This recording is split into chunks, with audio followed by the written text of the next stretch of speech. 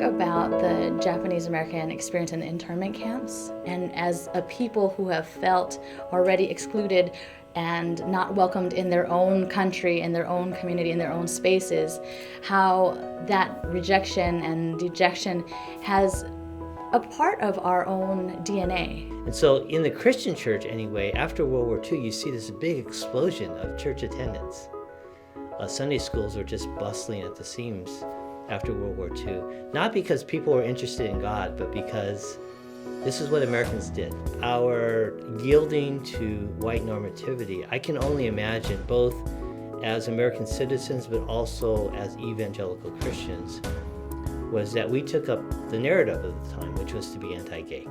I was very ethnocentric in my thinking. I grew up in a temple in Northern California and had a good experience, and I think what I didn't realize was that not everybody felt comfortable at some of those social activities like I did. Whereas we ostensibly state that we are open to anyone and everyone, I'm not so sure that we are as safe as a place that we need to become.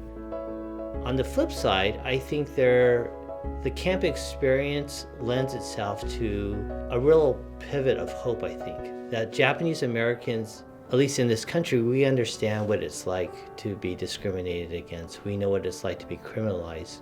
I think I come from a different generation of people who have grown up with acceptance already in my life. I grew up having lesbian aunties and uncles, but not really realizing they were lesbian or gay because they were just part of our family. Understanding of our JA community in the more progressive sense, especially with third and fourth generations, is it's the accepted norm. There's nothing wrong with homosexuality.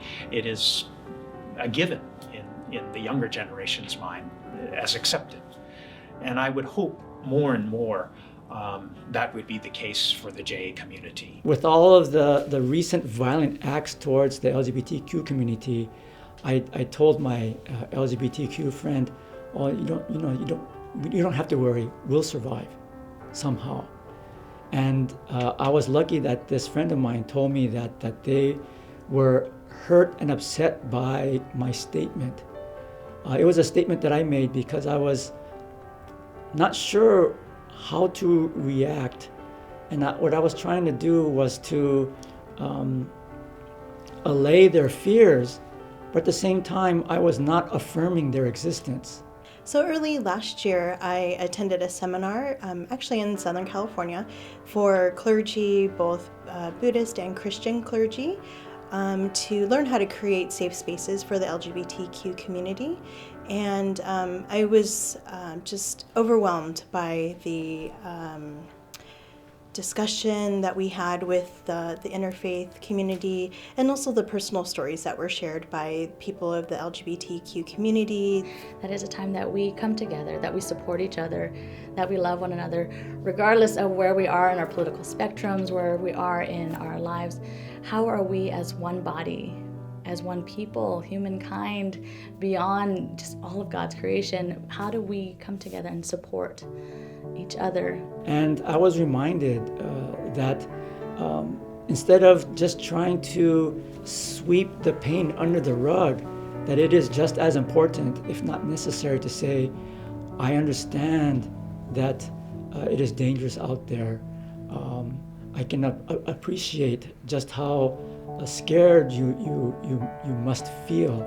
So the first to affirm what they're feeling is real, that it's true, and then from that point to move on and try to figure out how to make things more right. If you are excluded, home is a place that should be safe for you to come home to. And I would say the church represents that home in God's bigger picture, that God always welcomes one home. Our temples in the Buddhist churches of America were places of refuge for some of the first pioneers that came to the United States, and especially after the war.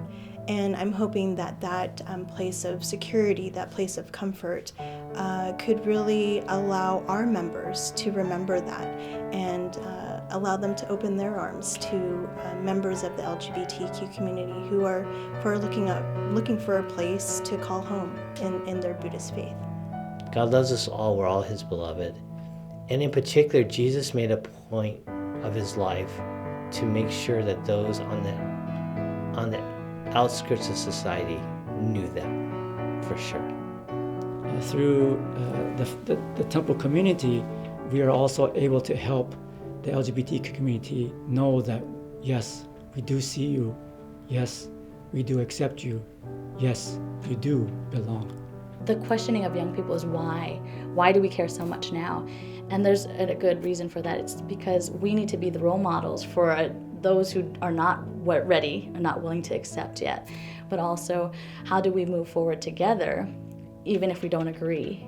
And how do we change each other's hearts? Because these people are just like us. We are a one people, and it's not these people. We are all one people.